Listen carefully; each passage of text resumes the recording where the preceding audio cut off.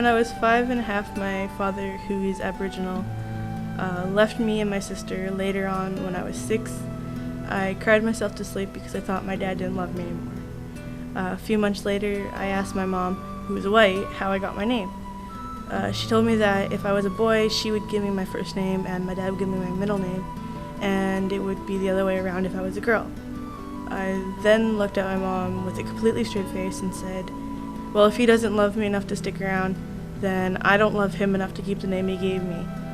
After that, I walked away and denied I even had a father. Sometimes I even said he was dead.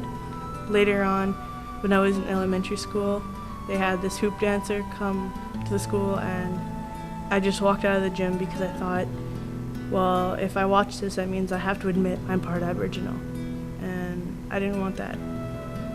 When I was 16, I met Bernice through my mom. She showed me that some Aboriginal women can be strong and outspoken, so I became more interested in my own heritage, and I recently learned about her childhood and wanted to share her story. My name is Bernice Guimond, and I'm a residential school survivor. I went to St. Mary's residential school. It was called St. Anthony, and I went there at age 6. I stayed there for 3 years. I remember going there, and I didn't know what we were going to do. How they just took us. They grabbed us and they took us, and we were put in there. And then my mom left, and today I still feel the effects of that. And I was in a young children's dorm, 1 to 6 till 8. There was one dorm, and I seen abuse in there with other girls. I didn't know what was happening because I was young, and they woke me up, and I followed, and that was a mistake. Growing up in there, when I got a little older, they moved us to another dorm, and we were so lonely. We kept running away, me and my brother.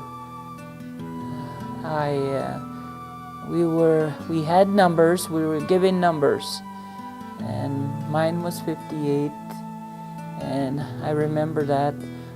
All the clothes that were marked 58 were mine, and that still hits me today. 58. That's the clothes I wear, that's the pants, everything. 58. That was planted in your head. And then my mom remarried because my dad passed away. And she went to BC ahead of us with my younger brothers. And then she came back and picked us up. And I met this man my mom married. He was a stranger. I stayed there for till I hit the age of 16. I think my mom saved my life then, because the man she married and didn't know was an abuser. He abused my brothers, and he abused me.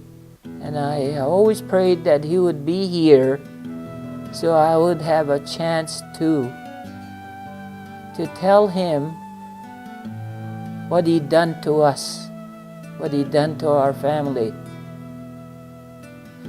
But the only way that I could do that is if I go to court. He's 92 now, but to me, he can't get away with this. I'm still carrying that scar. I want him to pay because he scarred us. He scarred us for life. Now, I don't have children. I'm age 54 and I don't have any kids. He actually ruined my life. And And I don't know. My life has changed now to being alone, having no children, having no grandchildren.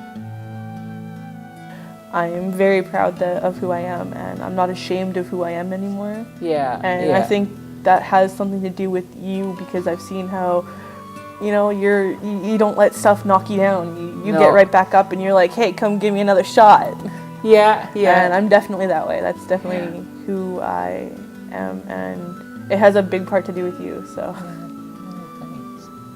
So what influence did Bernice have on your life, do you think? She showed me that not all Aboriginals are people who like to throw away their lives. She is strong and outspoken, and she likes to get people's word out there, so she likes to help people, and I think she did that. I think she helped me without even trying or realizing it.